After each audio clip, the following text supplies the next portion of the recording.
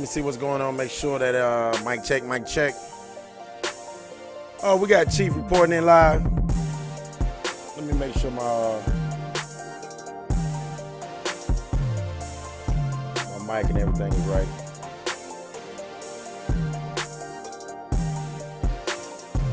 All right, 1 2 1 2. Reporting in from the Coosa Nation.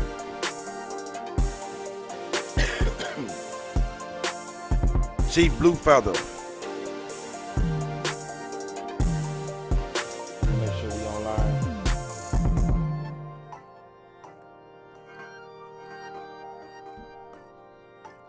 Good afternoon to everyone. We had a wonderful day today. This is Coach, and we have Chief Bluefeather coming in, reporting live. She wanted to talk to us about a few things. I hope everyone's having a wonderful Thursday. It's nice outside. Oh man, if you're in the Atlanta area, it is real nice outside. Let's see who all we got going. Who all we got out here? Trap, Grand Rising. Good afternoon, Trap. Y'all know I get caught up in the morning. Y'all know that morning thing. That's what I do. But yeah, man. How you doing, Trap? I got the Chief getting ready to come on. She gonna speak to us for a hot second. Chief Bluefeather, the Coosa Nation. Make sure I got it. Yeah, she's good. Everything's good to go. Hope everyone's having a wonderful, wonderful Thursday. I know I just said it. We had a couple of people coming in. Shannon Woods. I missed out. Yeah, man, he's coming in to do an interview with us today. He went to go get his gear and his clothes, you know, went and got everything. We're going to have an interview with him. Basically, what we're doing is we're promoting.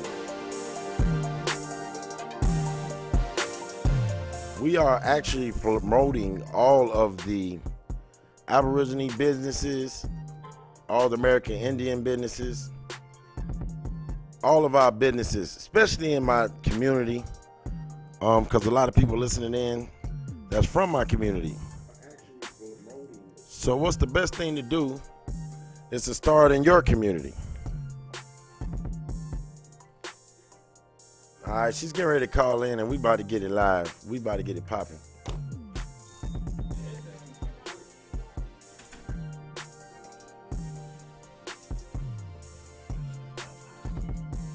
All right, let's see. Everybody coming on in.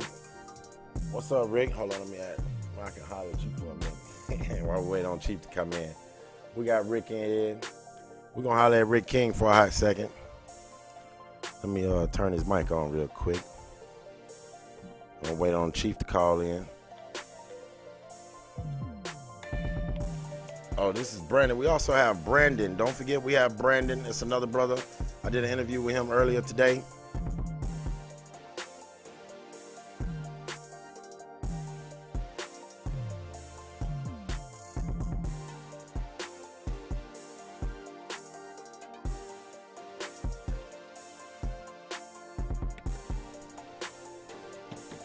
Okay, let's see. Microphone check.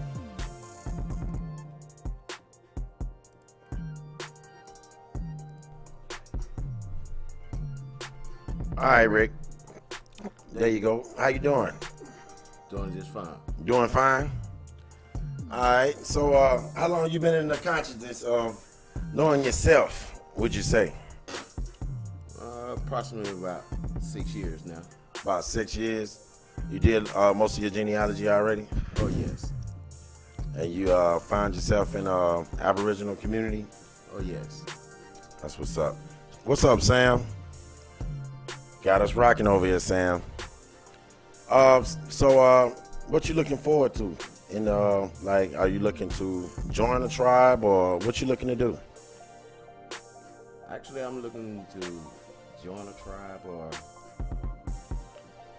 you know, become part of indigenous nation. So. Okay. Oh, he said you low. Yeah, you got talking to the mic. Actually, I'm trying to join a tribe or become part of an indigenous nation. So Most of my people come from the Panther Creek Nation. Ooh, Panther Creek. Hey, boy, these folks don't know nothing about Panther Creek, boy. Panther Creek. Yes, this is my cousin. This is on my mother's side of the family. He's been doing genealogy ever since I've been. Uh-oh. Hold on, y'all. Let's see what we got. I'll get back with you, Rick. 1 second. Nina, why? What's up? Hey, how's it going? Everything's good? Everything's good. All right, everyone. This is the Principal Chief, Bluefeather of the Coosa Nation. So what's going on, Chief? Oh, nothing much. Just, plowing away. Trying to, working on decolonization and defragmentation and all of that stuff. And, trying to just, help us to become whole again as a nation, So. That's tough. A lot of work, but it's good work. It's good to do this kind of work because you're actually working towards a cause, a human cause that makes sense. It's not just, I'm gonna have my career, live my life, but it's like we're working toward a humanity. So it kind of gives life a little bit more almost like meaning, correcting our wrongs, like day to day, yeah. Fixing what we haven't fixed and different things like that, and just getting it all corrected. Yes, what was the question? I'm sorry. Oh, no, I was kind of going in what you were saying. I was saying, like, when it's healing us and getting us back, like correcting our lifestyles and the way we live and think. Yes, I mean, I couldn't have said that any better. That was awesome. And you're absolutely right. It's, decolonization is not just, when you're an Aboriginal indigenous people that have been under the constructs of colonialism or still under the power of a colonial occupying state, which we are, and that's even given in United Nations terminology, it's not just, returning to a physical heritage or social political heritage. It's also us. It's like a computer. How sometimes you have to defragment a computer because it doesn't run that well because things just kind of get pulled apart. And that's kind of like what we are as a people too. But we're also in the process of defragmenting ourselves, but not just social politically, but mentally and spiritually as well, so that we can realign ourselves with those types of ideas and ideologies and spiritualities and political and social political vices that are conducive for healthiness of a nation, the health of a people. Because holistically, we're not just physical beings. We have souls, we have mind, we have body, spirit, and so we have to. Our return to our natural self is looking at the whole body, the whole self. Like it's almost like we're going back into whole cell living as opposed to just being separated into my own individual little pod. Right. Life. Almost taking the thoughts and taking, like, almost living someone else's fantasies and dreams. Yeah. Because it's like retail, like we're trading back. We're getting away from the retail living and going back into wholesale. In a sense, if you think about it, like wholesale, SALE, but we're really looking at it as wholesale, SECELL. So like we're becoming, a more united consciousness.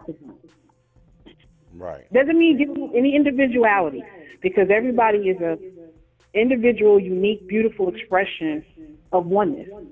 But being out there all alone on the island of me has not been healthy for us as an indigenous and Aboriginal people who are really connected to this land and each other from a Aboriginal standpoint. This is home. And we haven't been able to live in that freedom for I don't know how many years, hundreds of years. So it's almost like we forgot. Yeah, we've forgotten. Yeah, we've forgotten. It's a process. It is a process.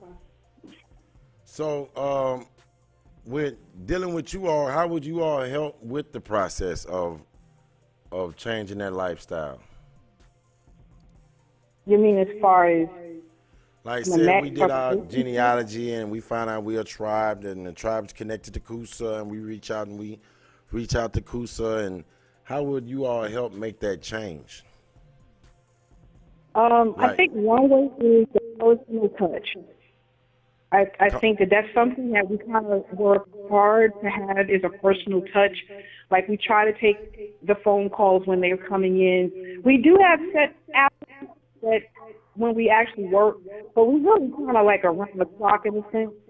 That right, if we get calls in on a weekend or Sunday, it's fine. You know, we don't turn people away. So right. it kind of starts with us from being personable. That this is not just about jockeying for membership and trying to build up that way. Nah, we're more like I would say we try to stand as a lighthouse, like be a light. And when people feel like they're lost out there, they say, hey, we see a light over there that's kind of helping us come to shore. So that's kind of like the we kind of take with the people is that we just try to say, look, we're here. We do have professional people in different aspects of life. Like I'm an educator and working with health and human services. We have people who are, who have Wait a experience with minute, wait a men. minute, wait a minute, Chief. You got human services. Can you kind of get into detail of what that is so people can kind of get an idea with the type of community work that you all do? Oh, okay. Well, I've always wanted to be an educator and a teacher since I was little. So that is one of my dreams. When I did get my bachelor's degree, I went right into education. And from education out, I think out toward the other part of me, which is the love of children and the love to see happiness and to see us to enjoy learning. So that kind of branched me off into earlier in my teaching career. I started teaching really young when I was like 21. Uh-huh. And it was funny because the kids used to make fun of me. They used to actually. It took me a while to get their respect in a sense because they thought I was like a little sister or something, right? Like, oh, you from the high school? No, I'm not from the high school. I am not a high school student. So it was kind of funny dealing with like fifth graders and stuff, and they're thinking like you're like their cousin or something. But what was good? That was my first experience with working with students at risk, with students who have issues with either family issues or not having stability in their own home life. Well, these two little children, I'll just call them David and Jasmine. And David was a child who, I believe, if I recall, he was going back and forth between two different households. And a lot of times he would come to school, he didn't have his homework. And I was like, well, you can't punish a child because of the actions of adults or just what his living situation. He's a kid. So I had started to work with him and just kind of alert his other teachers that you just need to give him homework-based work or some kind of work that he can do at school that would satisfy that he understands the concepts and he knows what's going on in class. Because he was a very bright little boy, but he just had a lot going on. And then there was Jasmine. She had, she was trying to reconnect with her dad, and she was living with her mom, and there was some social issues going on there. And she was probably one of the first children that I would, offer to be like a pseudo caretaker. Mom was working at night, so she really didn't have anybody to work to keep her.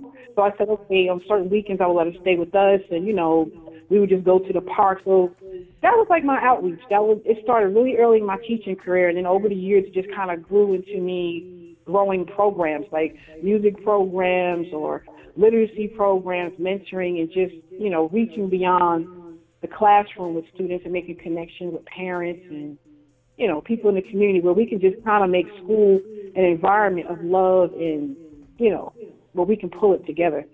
And then, once I started, working toward looking at human rights of Aborigine cultures, because I actually was looking at the West Papuans for a while, I was looking at the models of the Aborigines of Australia. I studied the Mani people of Thailand and, looking at all the people of colors around the world that are fighting, living in their own homeland, but they're being told they got to pay to live here and they're stressed out in poverty while other people are living on the land to live.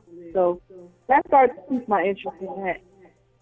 So then I just kind of walked into human services out of an educational mindset of wanting to see education turn in a different way where we can make sure that we are welcome to all kinds.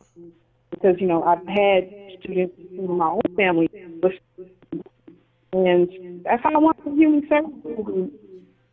Yeah. I got to the conscious community dealing with, you breaking up a little bit. And Chief, I took was off trying to from let there. it ride out. You started breaking up real bad, like for the last 3 or 4 seconds. Oh, when I went to work on my doctorate degree is when I started. I'm actually a self-study doctorate. So the 7 years that I worked towards my doctorate, I did a lot of research looking at systems. Right. So when people say real conspiracies against certain populations of people, yeah, it is true. There are all documents and records trying to tell Right. you that.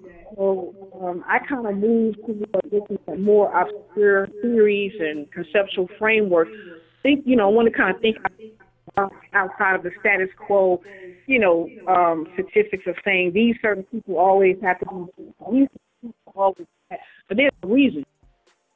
Dig into the reasons and looking at Okay. poverty, health, mass incarceration, education. And when you look at these theories and look at people, you find out that general poverty and incarceration, it comes from somewhere.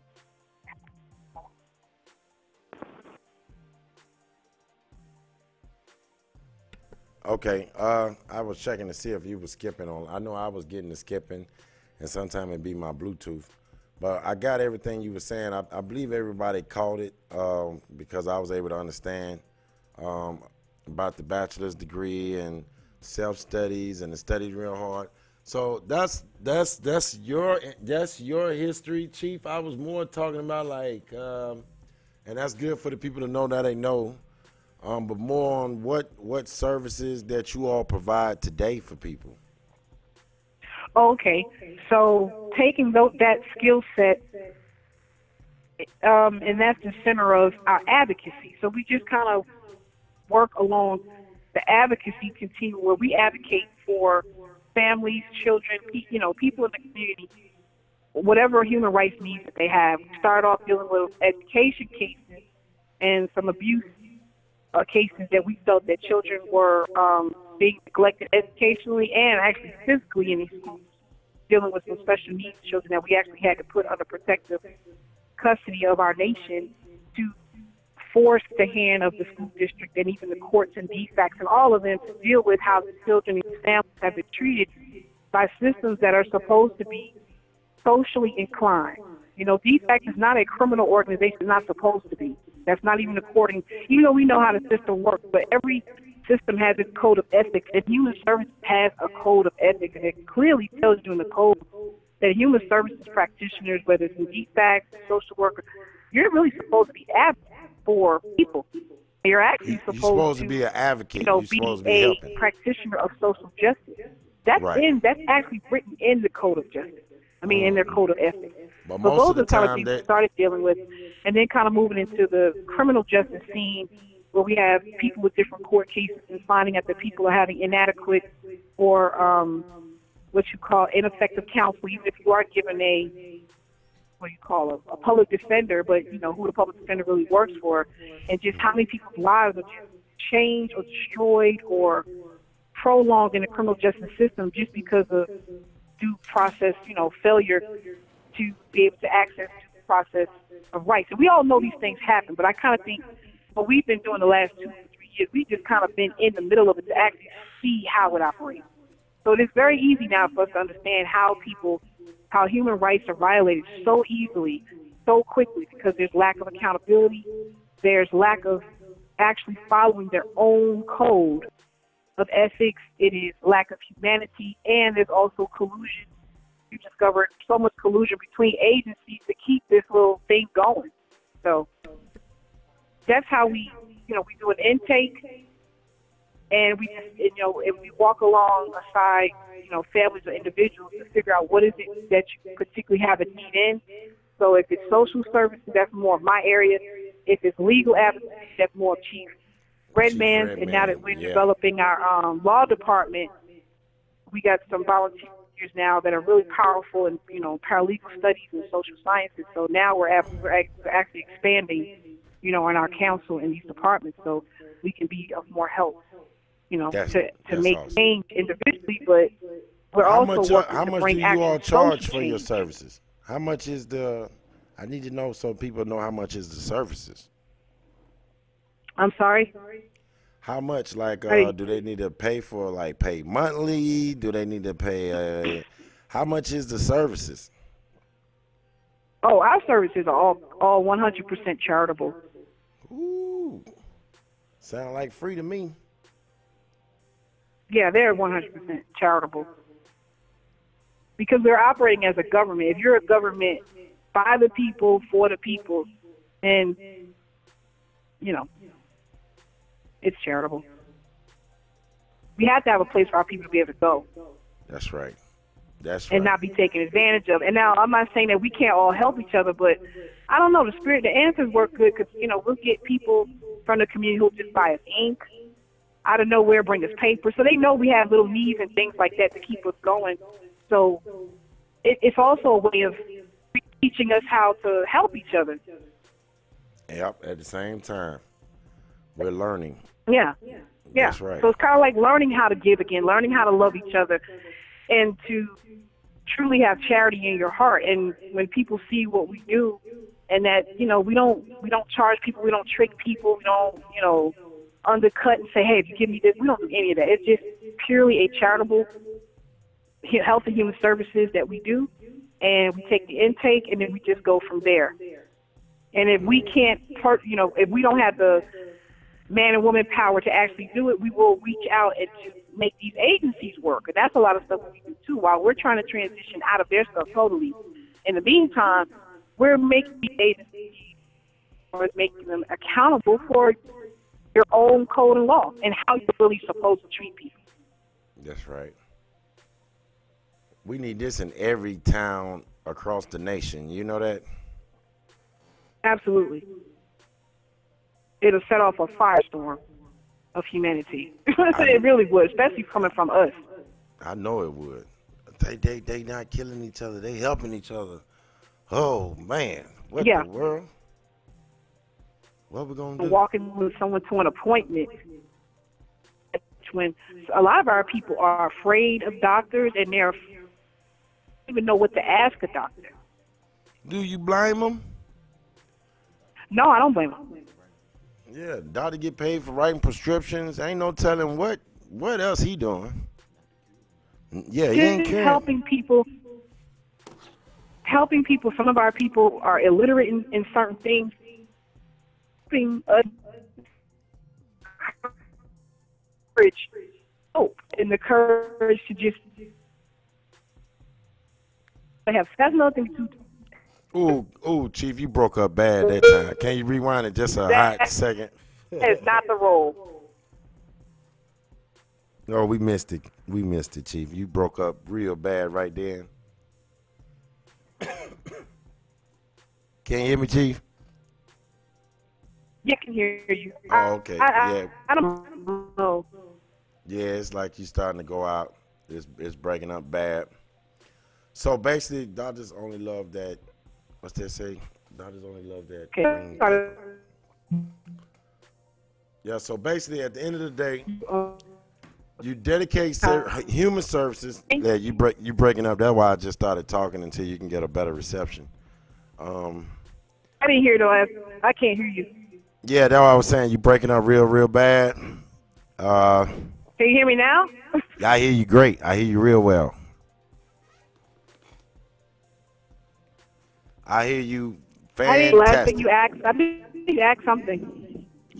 Yeah, you had broke up right then before we start having this real disconnection. They don't want you to start, when you start getting in it and start letting the people what you got going on, they start breaking us up, and it says the chat is ready. So I guess we had a reset or something. I don't know. Something happened over here. Because it said the chat is ready to be displayed. I think the last thing I was... You said the last thing was what? The last episode, how we take the Indian. Yeah, it ain't going. That Chief, it's not going. Anybody. Okay, Chief, it ain't working. You don't have a landline, do you? You got a landline you can use? Cause y'all know you down there in the country. And they trying to do anything to block this signal, it looks like.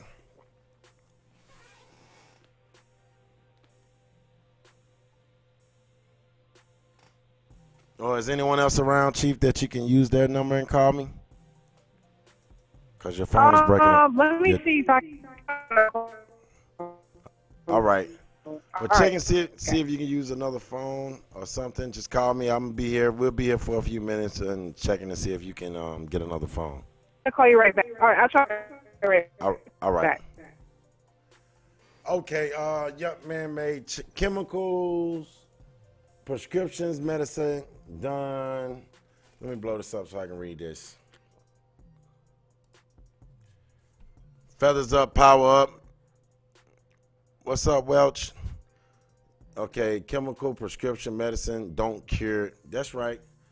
That's right, it don't cure anything. It probably suppresses it and holds you off to go get some more at the end of the day. That was Chief Principal Bluefeather from the Coosa Nation that we were speaking with and talking about the different services that they give to the community for free. Okay? Now, please don't take advantage of the folks. I mean, it's a lot of this stuff we can do ourselves, and don't just call them and look for things that you need done. Try to figure out a way you can help them. That's a different way of looking at it instead of just, oh, man, I need to do that. Let me call them and see what they... How about, oh, I can do this. Let me call them and see if I can help. Let me see if I can offer my service. Or let me see if I can volunteer this weekend and give a helping hand. See, it's a lot of things we can do to help once we all start helping each other. And you all know the end of that story. We all say it all the time and probably been saying it before we was born. I think even Martin Luther King then was talking about it if we just helped each other. Now it's to the point where we have no choice. You either gonna do right or get laid down with the rest of them at the end of the day. These folks ain't playing with us.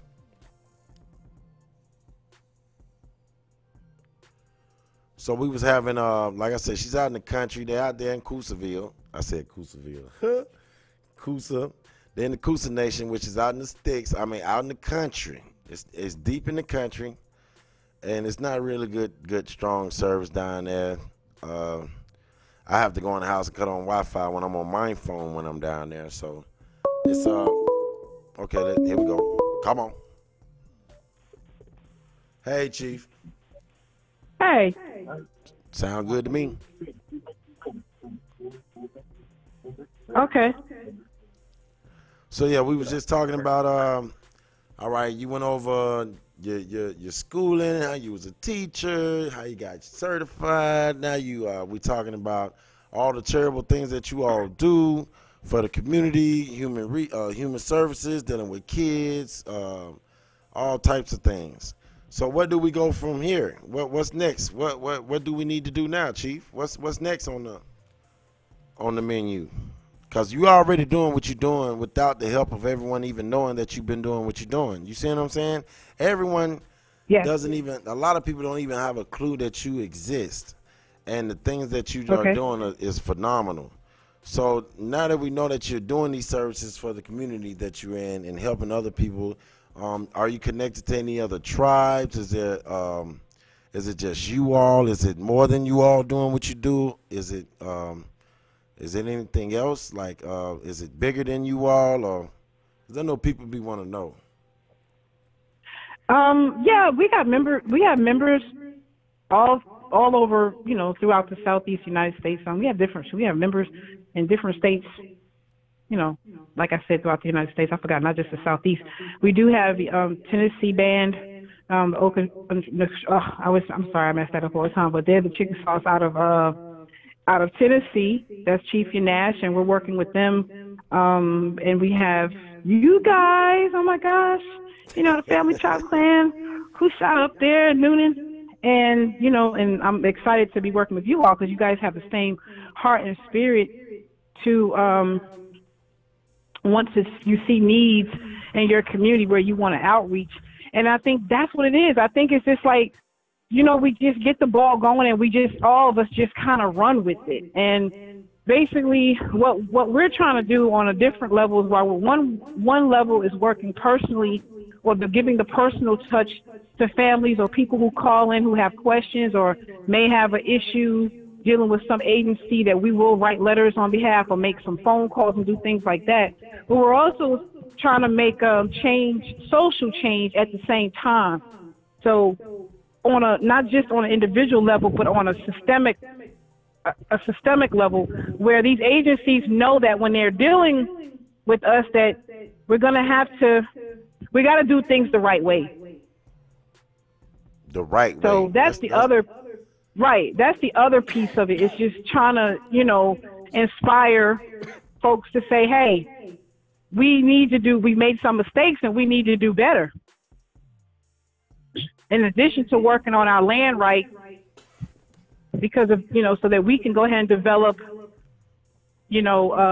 agencies ourselves on our own land, and like you guys, the project you guys want to work on and things like that, so we can just have a place for our people to go, period. So while we're transitioning them out of the services of the system itself, we want to just be able to have and say, we'll take our children out of foster care and have our own places. If we have a family in emergency situation, we can provide housing for that person, or we can provide food. That's what we're moving toward. Immediately. That's right. Yes. It sounds good. We're moving toward that. That's the whole goal in nutshell. If we get to the young ones, to the youth, and help them in their time of need, I guarantee when they get older, they will show you. They will show you, and they will thank you. But they are going to show you. They're going to show you everything you taught them. It's going to come out of them when they get older.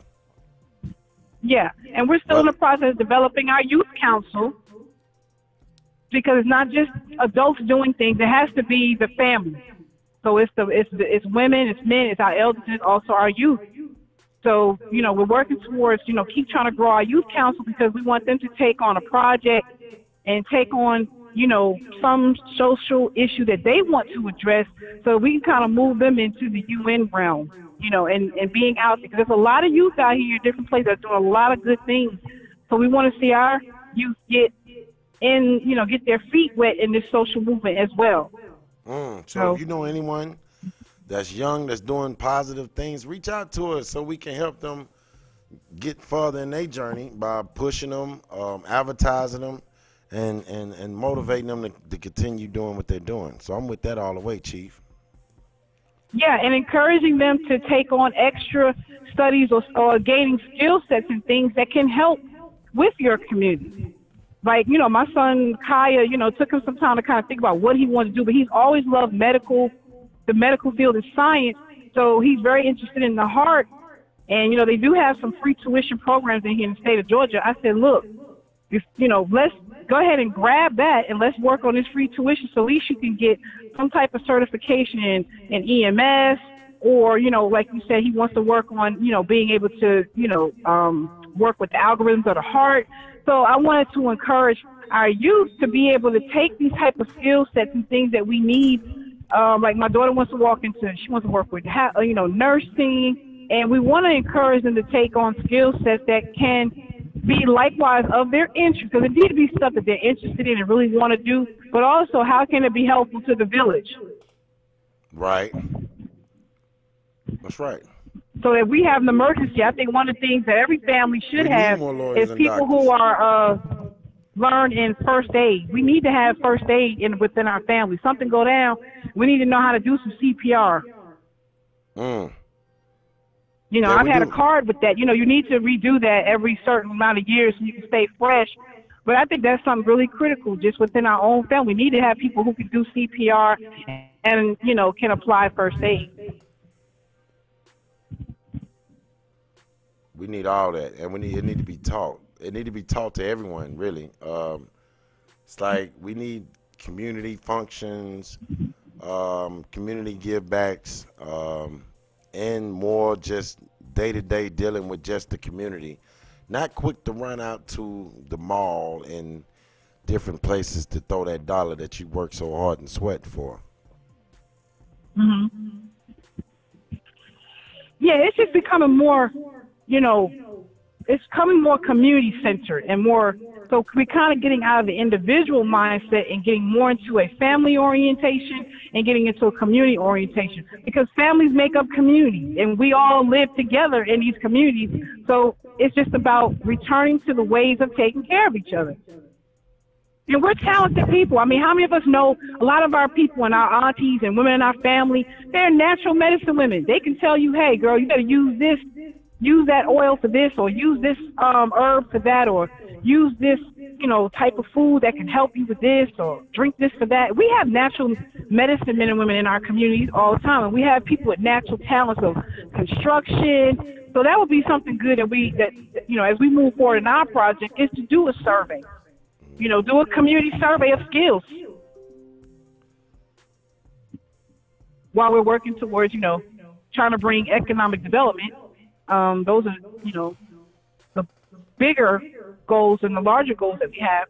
But, you can just start by doing a simple survey of just watching and observing people in the neighborhood who, can paint really well, or people who are, good at, taking care of elders, because that's another part of our community that gets lost because we forget.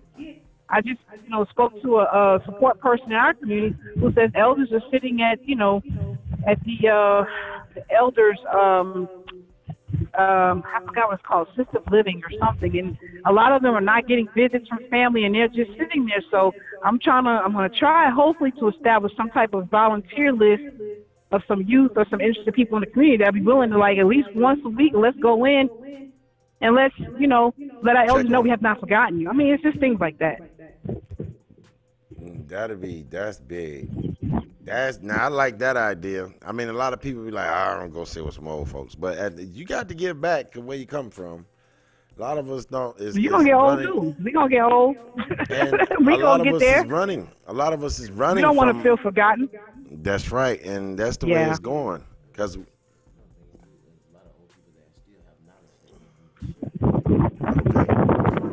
oh, absolutely. You'd be surprised what you can learn from elders, just being quiet and just letting them talk. I'm trying to tell you, and we all working to get back to our ancestors. I bet you they can tell you some stories. Whew. What? Set you on your way. Or bringing them a treat. Bring them something they like. Shoot, that's how you pay homage to your elders and ancestors anyway. Bring them something they like. Bring them snacks and drinks or things that they like, and shoot, they'll sit at their feet and just take it in. That's right. I agree totally. Yeah, just take it in. Totally. So we got a lot of people watching. Ad is watching. He makes indigenous clothes. Lord Carter, Jay Douglas, Papaya Tia, Simjack Welch, Tamara Thompson says she just got a package from you all.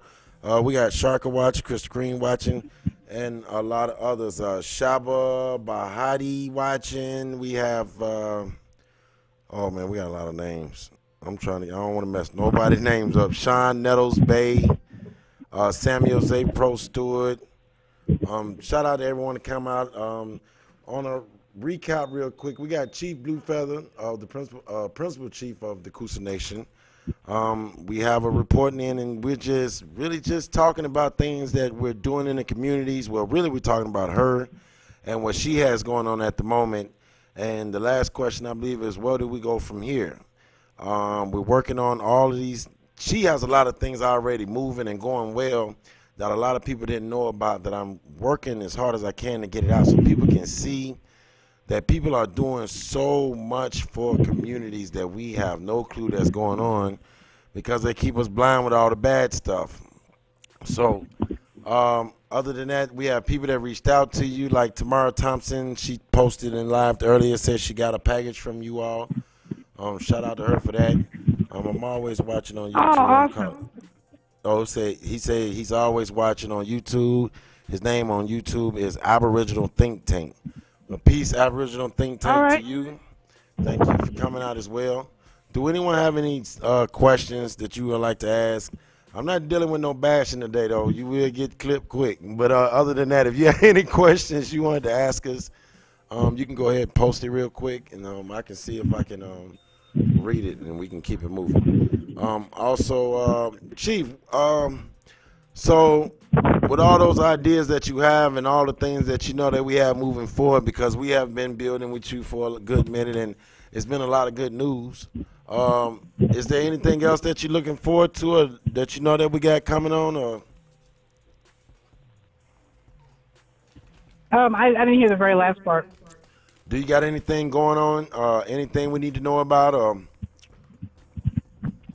at the moment? Or Well, we're just keeping everything moving, and just moving towards some of our national goals of housing authority, and just kind of moving in that direction so that we can just really kind of open ourselves wide open to be able to develop the things we want to develop, so that we can facilitate safe passage and right of return for our people who want to return to their indigenous selves or may want to relocate. That's what we're kind of working on in the meantime, still offering individual services and advocacy for people so that we can keep punching through our indigenous, because everything we deal with when we're dealing on a social service level, we're straight up telling you that you are dealing with American Aborigines, whether they push back on it or they don't like it, but we're changing the language. That's another part of decolonize, is changing the language.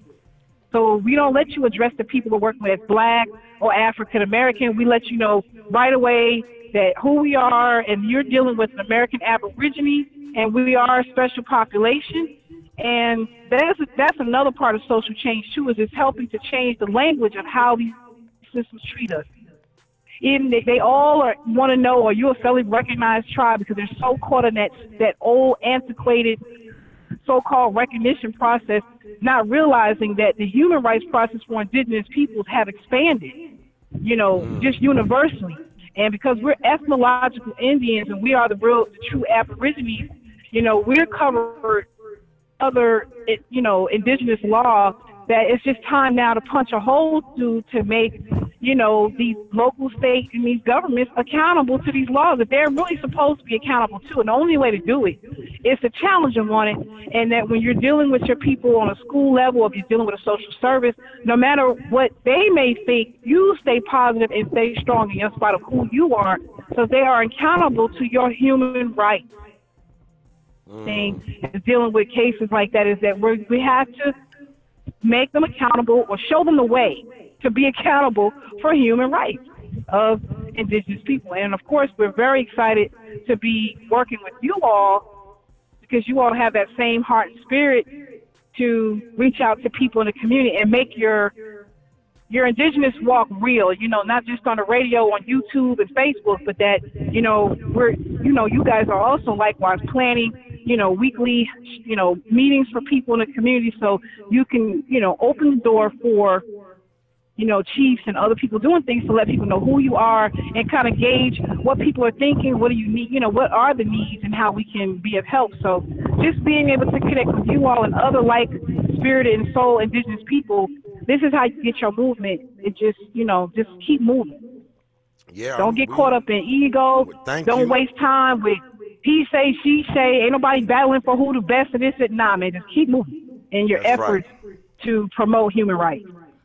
Well, I thank you for that, Chief, because, we working hard to just work with the people and get them all involved. And it was like that was the main key ingredient, was the people, getting them involved. Because, I feel like you don't have nothing if you don't have the people involved. So it was that's the main ingredient. That was like the ingredient I was missing the whole time when I was doing all these shows and live.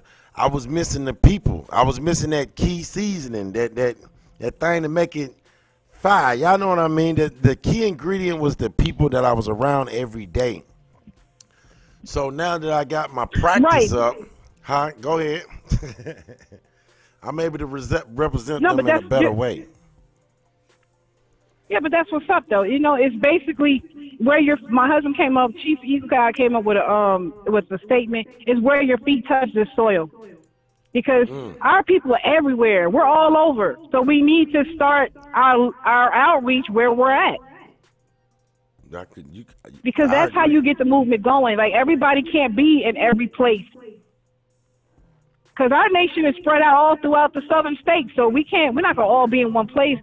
But the most important thing is to make connections with clans and bands and tribes of like yourselves who have the same mission and vision, and that is to not only to grow and evolve in your own indigenousness, but it's also how can we help to unlock that gift within our community by addressing our traumas and addressing the social ills that we go through. In a sense, it's like we're taking on a role of helping us heal, like we're healers.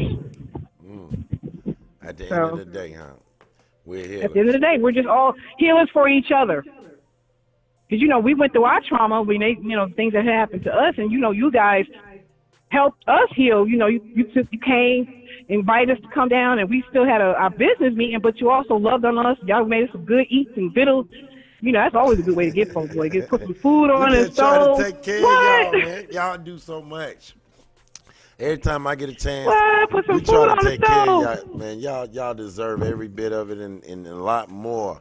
If I had it, you just don't know. But I mean, I do the best I can. Mushrooms, though. Don't start fry mushrooms, though. What? Yeah, I know that Sharka as well. I know she does his best. We do the best I can. Oh yeah, you guys, our chief sister takes care of us. Y'all take care of us very well. So I'm very, very thankful and humbled by that.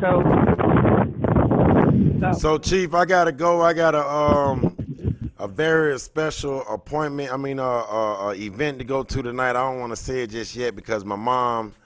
We're picking her up and we're taking her so she can see this for her eyes, and I guess I'll talk about it later because she don't know. I told you already what we got going on tonight, so I'm about to get ready to drive up. She stays like an hour from me. I'm gonna pick her up and take her down and see how she said. I'm gonna record a lot of this, and I will be reporting in as usual.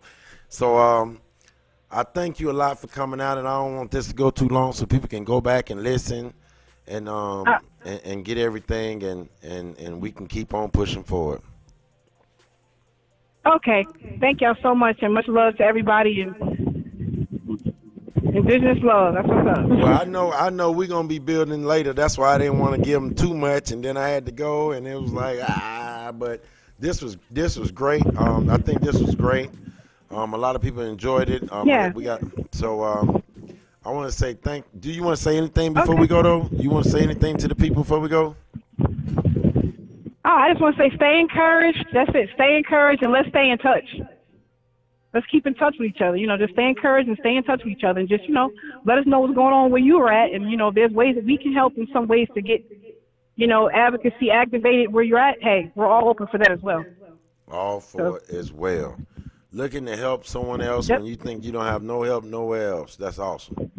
That's awesome. Well, thank you, Chief. All right, y'all be safe. Send everybody I love, and I'll talk to you later. All right, peace. Peace. All right. All right, everybody. That was Chief Bluefeather, Principal Chief Bluefeather. The Coosa Nation came through. Came in and just dropped in and said what's up to everybody.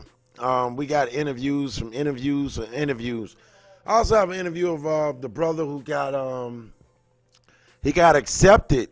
He got accepted to